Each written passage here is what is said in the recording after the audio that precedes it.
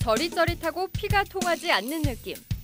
일상생활 속에서 흔하게 나타나는 증상, 손발저림. 신경 손상에 의한 증상인 경우가 거의 대부분입니다. 수면장애뿐만 아니라 말초신경이나 중추신경 손상에 의한 경우가 대부분이라고 하는데요. 말초 신경 자체나 중추신경계 손상으로 인해서 손발저림 단순 혈액순환 문제만이 아니다. 안녕하세요. 쉽게 풀어가는 건강 토크닥터 토닥 아나운서 김문정입니다.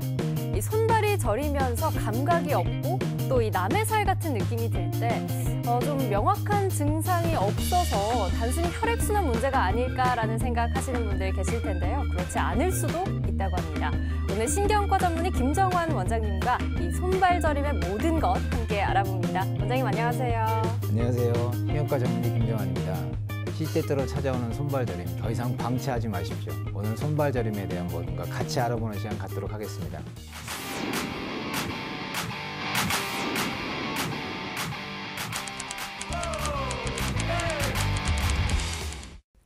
네, 오늘 함께해 주실 두 분 소개합니다. 안세영 씨, 김선혜 씨 나와주셨습니다. 어서 오세요. 네, 안녕하세요. 반갑습니다. 가끔 잠을 잘 못 자거나 또 운동을 좀 격하게 했을 때 이 손발저림 증상이 나타나곤 했었거든요, 저는. 이게 단순히 혈액순환의 문제인가 아닌가 이런 생각을 좀 했었는데 오늘 정말 손발저림에 대해서 선혜 씨보다 더 자세하게 알아봐 드리도록 하겠습니다. 네, 열심히 하시고요. 네, 저는 가끔 손발이 이렇게 차다 보니까 저릴 때가 있어요. 그러면 이렇게 주물러 주면 조금 나아지면 그냥 넘어가고 또 넘어가고 했는데 사실 우리 손발저림의 증상으로 오늘 요 하나로 얘기를 나눈다고 하니까 이게 그냥 넘어갈 문제는 아닌 것 같습니다. 자세하게 좀 부탁드리겠습니다. 그동안 너무 많이 넘어갔어. 네, 이 손발 저림 증상 어떻게 보면 굉장히 보편적인 증상이다 이렇게 말을 할 수도 있겠는데요. 우리 몸에 어떤 부분에 이상이 생겨서 그러는 건가요? 보통 손발이 저리거나 하시는 분들은 말초 혈액순환 장애를 많이 생각들 하시는데요. 실제로는 말초 신경 자체나 중추신경계 손상으로 인해서 생긴 신경 손상에 의한 증상인 경우가 거의 대부분입니다.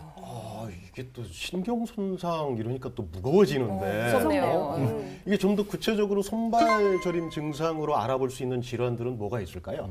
아까 앞에서 말씀드렸듯이 신경 손상이 생겨서 생기는 증상들 이외에도 이제 내분비 질환, 대표적으로 이제 당뇨나 갑상선 같은 내분비 질환이 있는 경우도 일부 있을 수 있고요. 그다음에 수분 상태나 전해질 상태가 좀 이상을 초래해서 이제 감각 증상으로 저림 증상을 호소하는 경우도 간혹 있을 수 있습니다.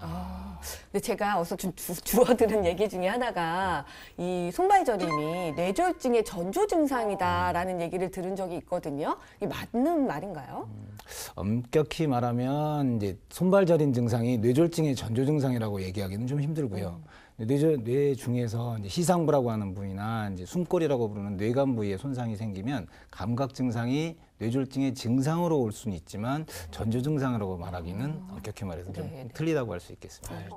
그런데 또 이제 저는 궁금한 게 뭐 컴퓨터를 한 자세로 오래 사용한다던가 하는 등 장시간 어떤 일에 몰입할 때 나타나는 이 혈액 순환이 잘 안 돼서 나타나는 손발저림 증상, 이건 또 좀 심각한 문제일 수 있나요?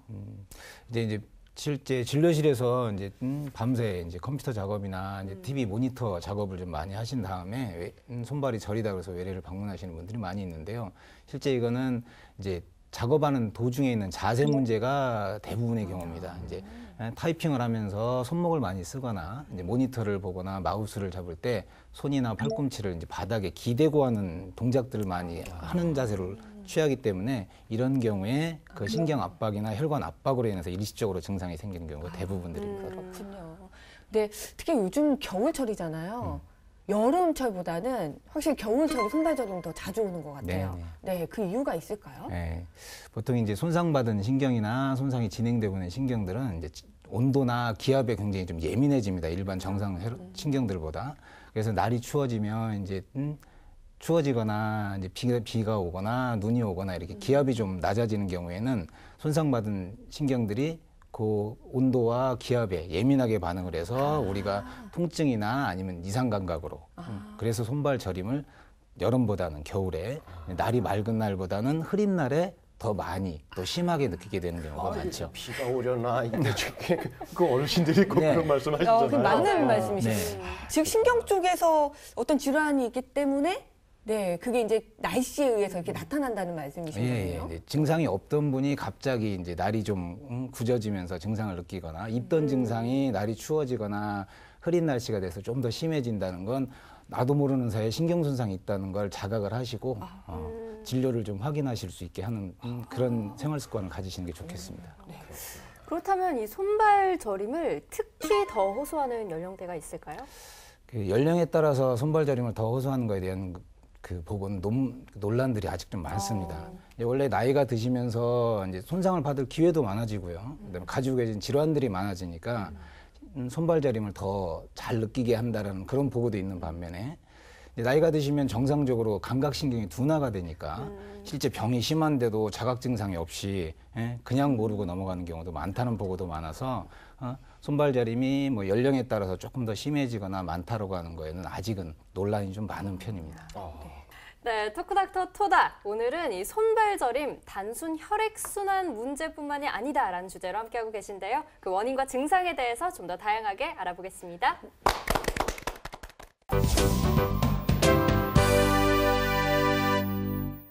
손발 저림의 원인과 증상 그리고 감별해야 될 몇 가지 증상들이나 질환들에 대해서 간단히 알아보는 시간을 갖도록 하겠습니다. 우리가 이제 정상적인 감각을 인지하게 되는 경로를 간단히 얘기를 드리면 이제 사지 말단에 있는 손발에 있는 신경에서 우리가 이제 정상적인 전기 신호가 오면 이게 이제 사지에 있는 팔다리에 있는 신경을 통해서 전달이 돼서 척수에 있는 이제 후궁이라고 해서 뒤쪽으로 들어가게 됩니다. 어쨌든 간에 척추 안에 척수에 신호가 전달되면 이게 이제 뇌관 부위라는 숨골이라고 하는 뇌관 부위를 통해서 전달이 되면서 반대쪽으로 왼쪽 팔다리에서 온 감각신경은 오른쪽 대뇌로, 오른쪽 팔다리 쪽에서 온 감각신호는 왼쪽 대뇌로 해서 교차를 해서 대뇌에 이제 감각을 담당하는 감각충 쪽에 신호가 전달되면서 우리가 이제 감각을 인지하게 되는데요. 근데 이때 정상적이지 못한 정상 폼률을 벗어난 신호가 발생을 하거나 아니면 비정상적인 전기 신호가 생기면 이걸 대뇌 피질에서 이건 내 것이다라고 인지를 하지 못하기 때문에 통증이나 이상 감각으로 인지하게 되는 겁니다.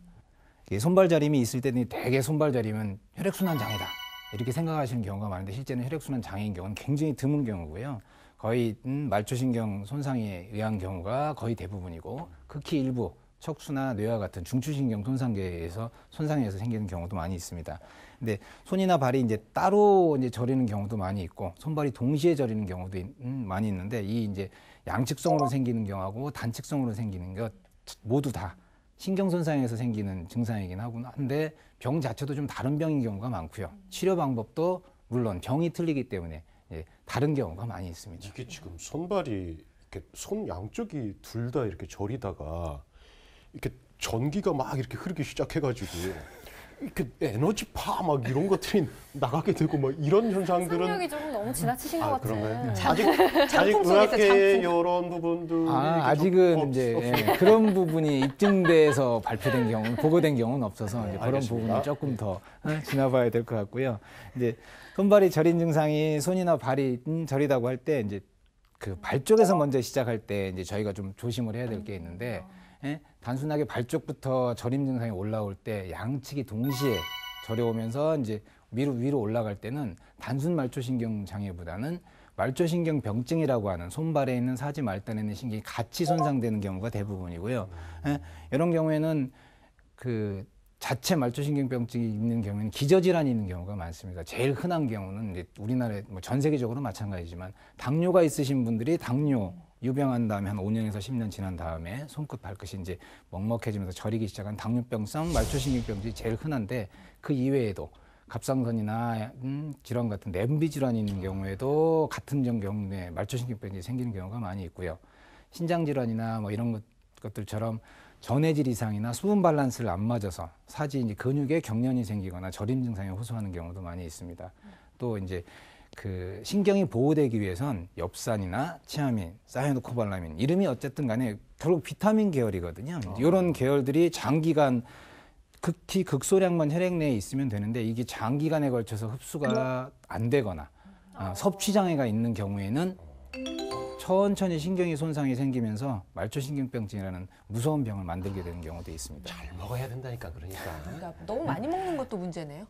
네. 네, 그렇게 되고 이제 손발 저림이 있을 때 이제 흔히들 이제 또 우리가 감별해야 될 것들이 두 가지가 있는데 이제 손발 저림이 있을 때 뇌졸중 이제 뭐 갑자기 저리기 시작하면 내가 그러다가 중풍이 오는 게 아니야. 그리고 걱정하시는 환자분들이 많이 있고 특히나 이제 연령이 고령이 되실수록 이런 부분에서 걱정을 많이 하시는데 증상이 내가 어떻게 생겼냐를 조금 더 파악하시면 어느 정도 구분이 될 수 있습니다. 이제 보통 얘기하는 뇌졸중은 증상이 뭐 있다 없다 하는 게 아니라 멀쩡히 있다가 갑자기 발생하는 경우가 많고요.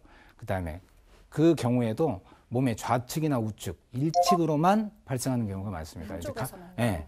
양쪽의 말초신경병증 같은 경우는 앞에도 설명드렸듯이 양쪽에서 생기는 경우가 많고 말단부터 올라오는 경우가 많은데 뇌졸중은 좌측 뇌에 생기면 우측 반신에, 우측 뇌에 생기면 좌측 반신에 갑작스럽게 저림 증상과 함께 감각저하가 동시에 오는 경우가 많고요. 이제 일측에만 생기는 경우에도 말초신경의 경우에는 바닥과 등의 감각 증상이 조금 범위가 좀 차이가 있습니다. 근데 뇌졸중이나 우리가 얘기하는 뇌졸중에 의한 경우에는 앞뒤 감각장애가 생기는 부위가 거의 일치해서 우리가 증상이 생기는 양상이나 부위만 가지고도 이게 진짜 뇌졸중이 아닌가 섣불리 걱정하실 필요는 없이 이제 구분할 수 있는 그런 방법이 되겠고요. 뇌졸중은 이제 단순히 손발저림 하나만 생기는 경우보다는 대개는 감각 운동장애도 같이 오고 감각장애도 같이 오고 구음장애나 뭐 연화장애 같이 삼킴장애가 같이 생기는 경우가 많기 때문에 이제 어느 정도 환자 본인이나 저희들도 감별을 할 수가 있게 되겠고요. 증상 자체가 생기는 게 이게 전조 증상 뭐 이런 거보다는 후유증으로 오는 경우나 증상 자체로 발생하는 경우가 많아서 구분을 좀 할 수 있겠습니다. 또 이제 제일 이제 쉽게 생각하시는 게 이제 혈액순환 장애하고 있는 거 아니냐라고 이렇게 걱정하시는 경우가 많은데 이제 이럴 때 이제 굉장히 드문 질환이긴 합니다. 근데 이제 이걸 하는 게 이제 대개 말초 혈액순환 장애 때 생기는 감각 증상은 저리거나 시린 것보단 통증이 대부분입니다. 보통 이걸 이제 시리다 저리다라고 표현할 때는 신경계 손상을 이제 생각해 볼 수 있는데 이게 갑자기 어느 부위가 막 살이 찢어지거나 터지는 것처럼 통증이 생긴다고 하면 그때는 혈액순환 장애를 먼저 생각해 볼 수 있는 거고요. 이제 손바닥 전체보다 비교적 끝에 부분이 발가락도 끝에, 손가락도 끝에 끝부분이 훨씬 더 통증이 심하면서 이제 위로 올라갈수록 증상이 거의 없어지는 그런 증상들이 생기고 이제 자가진단법 같은 것들을 시용해서 자기가 진짜 혈액순환 장애인지 신경 손상에 의한 것인지는 어느 정도 감별을 해볼 수 있겠습니다. 실제로 이제 드물 경우에 이제 본인이 맥박을 만져보면 손목의 맥박이 반대쪽에 비해서 좀 낮거나 다른 사람에 비해서 굉장히 낮다고 느껴지는 경우도 있고 굉장히 드문 상태니까 크게 걱정은 안 하셔도 될 것 같습니다. 이제 이런 앞에서 본 것 같이 이제 신경 손상이 있어서 손발 저림이 생기거나 그다음에 다른 증상이 의심될 때 이거를 감별하는 게 뭐 일반인들이 쉽진 않습니다. 근데 이제 그럴 때 정확한 원인, 신경 손상은 멈춰 있는 게 아니라 진행하는 병이기 때문에 그 병을 찾아내는 것도 중요하고 원인 질환에 대한 검사를 충분히 하셔서 조기에 신경 손상이 더 진행하지 않도록 하기 위해서 신경과 선생님이 계신 전문 의료기관을 찾아서 내 증상이 신경계 증상인지 내분비계 증상인지 아니면 뭐 뇌졸중과 같은 중추신경계 질환인지를 감별을 하시고 그 원인 질환을 찾는데 도움을 좀 받으실 수 있었으면 좋겠습니다. 네, 손발 저림의 원인과 증상까지 이렇게 알아봤는데요. 사실상 이 잠깐의 저림이 있을 때 바로 병원을 내원한다는 게 현실적으로 쉽지는 않을 것 같아요. 그래서 궁금한 게 이 수시로 찾아오는 손발 저림을 좀 스스로 완화시킬 수 있는 방법이 있는지 궁금합니다. 예, 이제 일상생활이나 야간에 특히 이제 갑자기 증상이 좀 심해지거나 그럴 때 이제 말초신경 장애 있는 경우에는 응급으로 증상을 좀 완화하는 방법들이 있습니다. 이제 손목 터널 증후군 같은 경우에는 이제 손을 이제 손을 앞으로 쭉 뻗어서 손을 앞으로 당겨서 한 5초에서 10초 정도 당겨주고 반대도 마찬가지로 5초에서 10초 정도 당겨주는 이런 동작을 한 두세 번 정도 반복하면 이제 증상을 조금 완화시킬 수 있고요. 한쪽 손만 저릴 경우는 또 다른 방법이 증상에 있는 손을 펴고 반대쪽 손에 엄지와 중지를 이용해서 제일 넓은 부위를 좁힌다 생각하고 힘껏 눌러주면 저림 증상이 잠깐 응급으로라도 이제 아주 급할 때 증상을 덜하게 하는 그런 방법들이 있을 수 있고요. 척추 문제 때문에 사지가 좀 저리는 분들도 가끔 있는데 이제 그런 분들은 이제 자세만 괜찮으시다면 어깨 넓이로 다리를 넓히고 좀 서셔서 안정된 자세로 상하지를 이제 흔들어주면서 좀 털어주면 일시적이나마 증상을 좀 덜하게 하는 응급조치로 생각하실 수 있겠습니다. 그 단순하게 그 혈액순환 문제로 손발 저림의 증상들을 그 호소하는 경우도 있을 텐데 네. 이럴 때는 그 어떤 치료법이 있을까요? 뭐 앞에 서대도 얘기했어요. 손발을 이렇게 주무르시거나 비비거나 이렇게 박수를 치거나 해서 이제 마사지하는 방법도 뭐 있긴 하겠는데요. 워낙에 이제 혈액순환 장애로 증상이 생긴 경우는 드문 경우니까 이제 그런 부분들 할 때는 그런 분들이 이제 자가로 집에서 좀 진단하는 방법이 있다고 하면 보통 이제 찬물 정도 생각하시면 돼요. 20도에서 한 25도 정도 물에 증상 있는 손이나 발을 좀 담그고 한 15초에서 20초, 뭐 길게는 30초 정도까지 할 수 있는데요. 이제 이렇게 담궈 놓고 스스로 자가 진단해 볼 수 있는 방법이 있습니다. 이때 이제 손을 일정 시간 정도 집어넣어 놓고 손톱 밑에 피부색이 좀 푸르거나 검게 변하는 변화가 보이거나 되게 저린 것보다는 통증이 생깁니다. 살이 터지거나 찢어지는 것 같은 통증을 호소하신다 그러면 그건 이제 혈관에 말초혈관에 질환이 있는 걸 생각해 볼 수 있으니까 혈관을 진료할 수 있는 전문 의료기관을 한번 방문해 보시는 걸 권고해 드릴 수 있겠습니다. 집에서 뭐 찬물 떼어놓고 이렇게 담가놨다가 이 정도면 그냥 손쉬운 방법이에요. 맞아요. 근데 그 손발 저림 증상이요 다른 질환의 후유증으로도 나타날 수도 있는 건지 저는 또 그 부분도 궁금하거든요. 엄밀히 말하면 후유증으로 손발 저림이 생기는 경우는 좀 드물긴 하고요. 이제 뇌 그 신경 자체에 손상이 생겼거나 척수에 신경이 생겨서 그 증상이나 이제 이런 걸로 손발 저림이나 이런 것들이 이제 몸의 반신 정도나 어느 레벨 하방으로 생기는 감각 이상 정도는 이제 계속 평생 남게 되니까 후유증이라고 어떻게 보면 볼 수 있겠죠. 그렇다면 이 손발 저림 증상을 방치할 경우에는 어떤 합병증이 생길 수 있나요? 말초신경 손상인 경우가 이제 대표적으로 우리가 심각한 후유증을 좀 남길 수 있는데요. 이제 앞에서 설명드렸듯이 이제 정중신경의 손상이 생기거나 그러면 우리가 원숭이 손 그렇게 얘기합니다. 그래서 손이 약간 구부러진 상태에서 펴지지도 구부러지도 않는 상황이 생기는데 이렇게 되면 악력이 떨어져서 뭘 쥐거나 하는데 굉장히 힘들고요.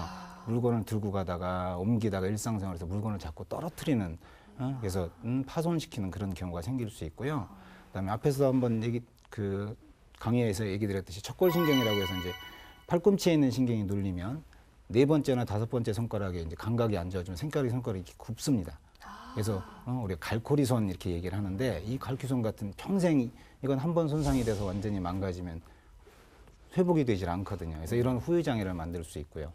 다리 쪽에서 이제 무릎 하방에 있는 비골신경이라는 신경이 이제 압박에 대해서 손상을 받으면 발목이나 발등이 뒤로 젖혀지지 않는 후유 장애를 평생 가져서 이제 뭐 보행시에 작은 물건에도 쉽게 걸려 넘어져서 2차적인 손상을 좀 많이 초래하기도 하는 경우도 있습니다. 아이고야, 이건 무섭다. 무섭네요. 그렇다면은 이게 그런 증상을 보일 때 그 자가 진단할 수 있는 이런 방법도 있을까요? 이제 아까 신경 이제 사지 말단에 생기는 말초신경 같은 경우는 몇 가지 자가 진단법이 있습니다. 이제 제일 흔하게 생기는 손목 터널 증후군 같은 경우는 정중신경이 눌리는 거기 때문에 정중신경을 이제 한 20초에서 30초 정도 가운데 손목에 싹 온폭 파인 부위를 눌러주면서 엄지손부터 4번째 손가락까지의 이제 손가락에 감각이 저린 증상이 생기는지 확인하는 정중 압박 검사라는 검사가 있고요. 또 한 가지는 양쪽 손목을 등 뒤를 맞대고 중간에 이제 가벼운 물체를 넣고 민다 생각을 하시고 한 10초에서 15초 정도 눌러주시면 손바닥 안쪽으로 저리거나 감각 이상해지는 증상이 생길 수 있어요. 그래서 이거를 손목 굴곡 검사라고 합니다. 그래서 이런 걸로 해서 정중신경의 손상을 확인해 볼 수 있고요.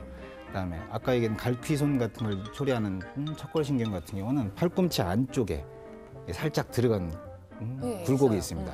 그쪽을 아까 손목하고 똑같이 한 15초에서 20초 정도 압박을 하면서 4번째나 5번째 손가락에 저린 증상이 있는지 확인을 하는 것으로서 척골신경에 내가 이상이 있지 않나 가정에서 자가로 검진해 볼 수 있는 검진법이 되겠습니다. 갑자기 정말 아무런 증상이 없다 갑자기 오는 경우는 다른 질환들, 어떤 연관된 질환들이 네, 의심해 볼 만한 것들이 있을까요? 지금 없던 증상이 갑자기 생긴다 그러면 사실은 굉장히 조금 조심을 하셔야 될 거고요. 이제 제일 흔한 거는 제일 걱정되는 응급 상황을 생각해 볼 수 있는데 없던 증상이 갑자기 생기면서 이제 특히나 이제 몸에 좌측이나 우측, 일측에 이제 감각 증상이 이상이 있으면서 저린 증상이 생긴다고 하면 이건 이제 뇌나 촉수의 급성 손상을 생각해 볼 수 있습니다. 그래서 이럴 때는 뭐 신경학적 검사뿐만 아니라 이제 추가적인 CT나 MRI 같은 방사능 검사를 할 수 있는 전문 의료 신경과가 있는 전문 의료기관을 방문을 하셔야 될 거고요. 이제 증상이 있었지만 이제 모르다 갑자기 이제 좀 느끼게 되는 자각하는 경우가 좀 있는데 이럴 때 이제 사지 말단에서부터 천천히 생기는 양쪽이 양측성으로 말단부부터 천천히 올라오는 경우는 말초신경병증 같은 것을 생각해 볼 수 있고요.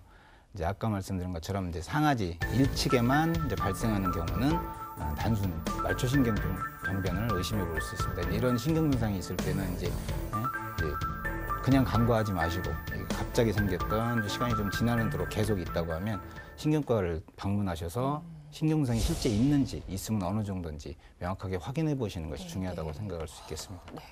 그렇다면 이 손발 저림 증상을 좀 예방할 수 있는 방법도 있을까요? 일단 뭐 증상 자체를 예방한다고 한다면 이제 정중신경 같은 경우는 이제 손목 운동을 좀 해보실 수 있어요. 이제 손목을 제껴서 뒤쪽으로 앞에서 한 번 뒤쪽으로 굽혔다 4, 5초 정도 있다 수평으로 폈다 굽혔다 폈다 하는 운동을 한 5초 한 번 한 자세로 5초 이상씩 해서 반복해서 해주시는 것도 도움이 될 수 있고요. 증상이 있는 분들 같은 경우는 쉬실 때 안정 시에 손목 부목을 이용해서 손목을 일자 형태로 굽히지 않은 상태로 휴식을 하게 해주시면 신경 손상을 훨씬 더 예방해드리고 지연시킬 수 있는 그런 방법이 있고요. 이제 팔꿈치 자세에 대해서 조금 조심을 하시는 게 좋습니다. 이제 뭘 보관할 때 팔꿈치를 대고 턱을 기대고 보시거나, 아니면 팔걸이가 있는 의자에 이제 약간 기대신다 생각하고 팔걸이를 한쪽으로 이렇게 치우쳐서 기대시면 이제 팔꿈치 안쪽에 있는 척골이 눌려서 척골신경 손상을 초래할 수 있어 그런 부분 생활 습관들은 좀 피하시도록 노력하시는 게 예방법이 될 수 있겠습니다. 손을 좀 자연스럽게 이렇게 하고 있어야 되겠네요. 나는 저기 화장실에서 꼭 이런 습관이 있거든요. 이렇게 올려보실 때 그러면 이게 무릎이 발이 저려. 그래서 잘 못 일어날 때가 있고 그런데. 근데 그거는 무릎도 발도 문제지만 이 그러니까요. 손목, 팔꿈치도 문제였다는 점. 기대는 거 정말 안 좋은 것 같아요. 그러니까요. 좋은 습관이 없어요. 네, 오늘 이렇게 손발 저림에 대해서 알아봤는데요. 두 분 어떠셨나요? 네. 그냥 넘어가다가는 이건 큰일이구나. 문제를 발생시킬 수 있다. 네, 사실 저는 소문 끝이 막 저리고 이러면 아직 젊은데 뭐 그냥 잠깐 혈액순환에 조금 문제가 있었구나 이렇게 하고 넘어갔었거든요. 근데 그렇게 넘어갈 문제가 아니다. 그렇죠. 병원에 빨리 가야겠구나. 네, 그 생각을 했습니다. 네, 선생님 끝으로 우리 토닥 시청자분들께 질환과 관련한 당부 말씀 해주시죠. 네. 손발 저림은 단순하게 혈액순환 장애라고 인식하시는 경우가 많은데요. 실제로는 신경계 손상에 의한 증상인 경우가 거의 대부분입니다. 이제 단순 어느 일측의 신경 손상만 있을 경우에도 이제 치료 시기를 놓치거나 하면 평생 손이나 발이 인생 생활에서 제일 중요한 손발의 기능을 많이 잃게 되고 평생 후유 장애를 갖는 이상 변형을 가진 상태로 지내야 되시는 경우가 많기 때문에 조기에 증상을 찾는 게 중요하겠고요. 양측성으로 같이 생기거나 이제 말단부부터 몸통, 체간부로 좀 올라가는 증상이 생겼을 때 이런 때는 자체 신경 손상도 문제지만 기저질환으로 이제 가지고 계신 질환들이 숨겨진 것들이 있는 경우가 많으니까 이런 질환들을 빨리 찾아서 원인 질환과 함께 신경 손상을 같이 치료해 주셔야 많은 후유 장애를 낳지 않을 수 있겠습니다. 네, 이 날씨 탓으로만 돌리기엔 손발 저림 증상의 원인이 다양하다는 것 오늘 알았는데요. 이 손발 저림, 단순 혈액순환의 문제라고 생각해서 방치하면 더 큰 합병증을 불러일으킬 수도 있다는 사실도 알아두시면 좋을 것 같습니다. 쉽게 풀어가는 건강 토크닥터 토닥, 오늘은 여기까지입니다. 함께해 주신 여러분 고맙습니다.